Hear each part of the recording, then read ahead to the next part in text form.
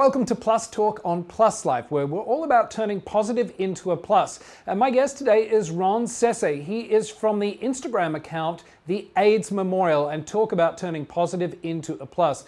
This site is phenomenal. They have been around since 2016. They've got over 213,000 followers. And on March 23rd, 2018, I shared my HIV truth via the AIDS Memorial. And it changed my life. Ron, good to see you. Thanks for joining me. Yeah, absolutely. It's lovely to see you as well. I love everything about this Instagram account, and I talk about it whenever I can, and it really did. It played a huge role in me sharing my HIV truth, because I bought the t-shirt, not the one you're wearing, but the original t-shirt.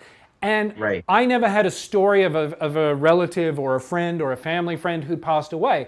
So I wanted to contribute, and the only way I could figure out how to do that was to post a picture of myself wearing the t-shirt and tell my story. And I know a lot of people do that.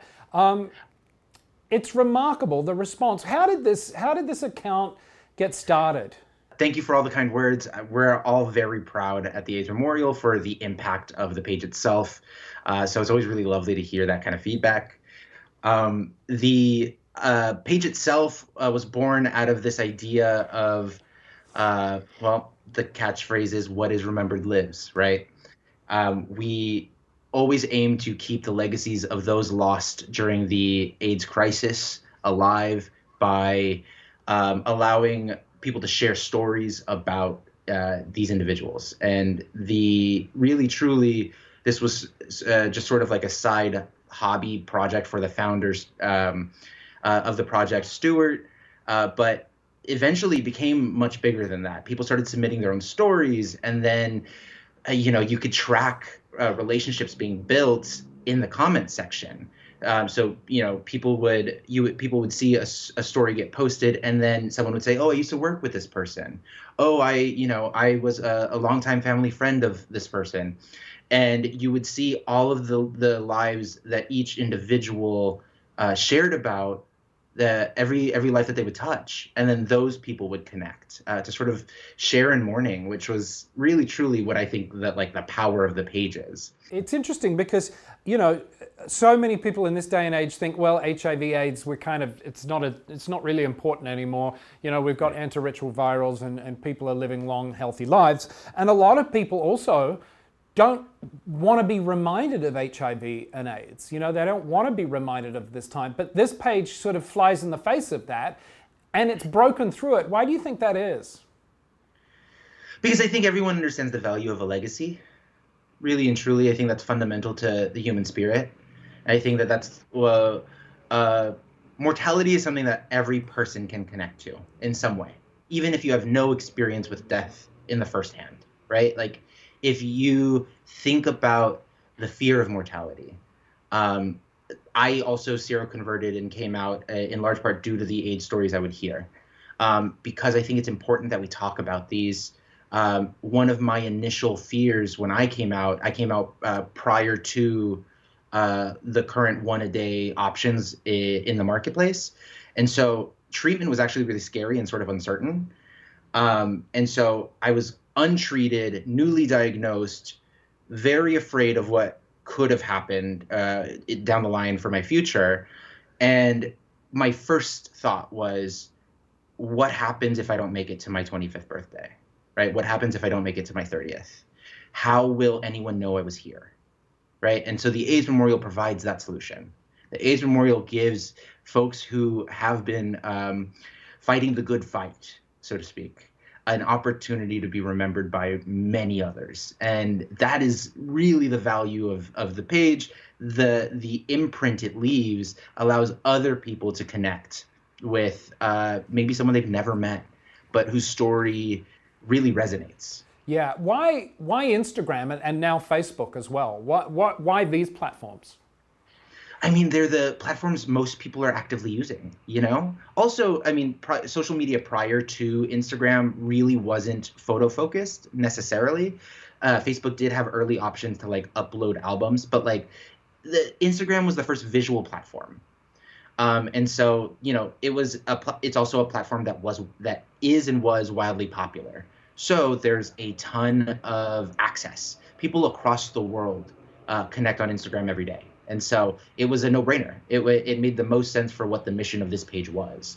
And Facebook is only an extension of the impact of the Instagram page. Yeah, what's the reaction you get from people who post and share their stories, whether it's a story like mine of sort of talking about your own HIV journey and coming to terms with your diagnosis, or, you know, the stories of them posting about family and friends and people that they love? What kind of feedback do you get once these things are out there and being seen by, as I said, over 213,000 people around the world? I think you'd be surprised by the outpouring of love.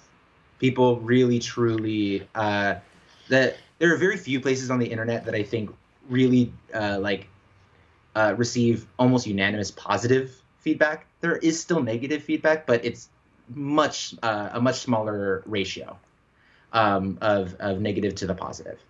And so, you know, most of the feedback we get is, you know, can you post about this person, or thank you so much for posting about this person. Yeah, right? It is remarkable.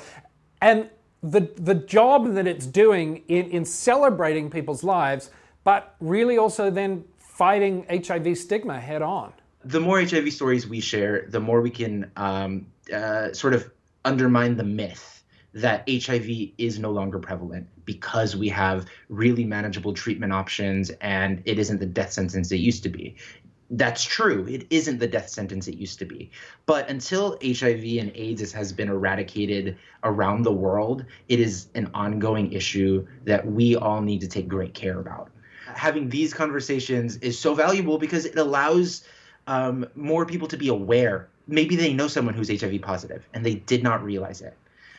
Maybe seeing these stories of HIV positive people or folks we lost through the AIDS pandemic, maybe seeing people speaking about these feelings of taboo or like underrepresentation will motivate them to come forward. What I think it does such a great job of, it humanizes this scary monster in the room, because, you know, we're seeing beautiful memories of beautiful people, and we're celebrating them. And we're not, it's not just the frightening fear and doom and gloom and scary times of what that time was. And I think that's really powerful. So what does the future hold for the AIDS Memorial, do you think? Growth, I hope. I mean, really, truly, we just want to reach more people. We want to share more stories, and we want to connect as many members of our community as we can. I think the magic in the platform of the AIDS Memorial is how much it platforms others to connect. It really is focused on its community. Yeah, and speaking of connection, I mean, you had two people who posted stories on December 1st, World AIDS Day last year, and they just got married, I saw, and they met because of the AIDS Memorial. Listen, our impact. We're so proud to see these sorts of unions and relationships forming from the, this small little platform, this little engine that could. Really, the success of this platform rests solely on the compassion of the community behind it. Yeah, and compassion is a great way to describe it. Certainly the outpouring of compassion and support and love that I received back in 2018 when I posted my story, and continue to. And to your point, people reaching out directly because they saw it and they could relate to it. If people want to submit to the AIDS Memorial, how can they? I mean, feel free to reach out either by email or by social media platform. You can message the account directly. We try to make ourselves as accessible as possible. So if there is a desire to reach out, feel free to click the button on the page or follow the email instructions on the account. Well, Ron Sese from the AIDS Memorial, thank you so much for joining me and talking about this fantastic Instagram account that literally changed my life and is doing a lot to change many others, whether it be through sort of new experiences or healing. It's phenomenal. The hashtag #WhatIsRememberedLives is so poignant as well. Ron, thank you so much for your time. That is going to do it for this episode of Plus Talk. Thanks for watching. If you want more information about the AIDS Memorial or how to submit, we'll put it all up on our website, pluslifemedia.com, and you can follow us across social media platforms. We are at Plus Life Media. Until next time, stay safe, and remember, what is remembered lives. See ya.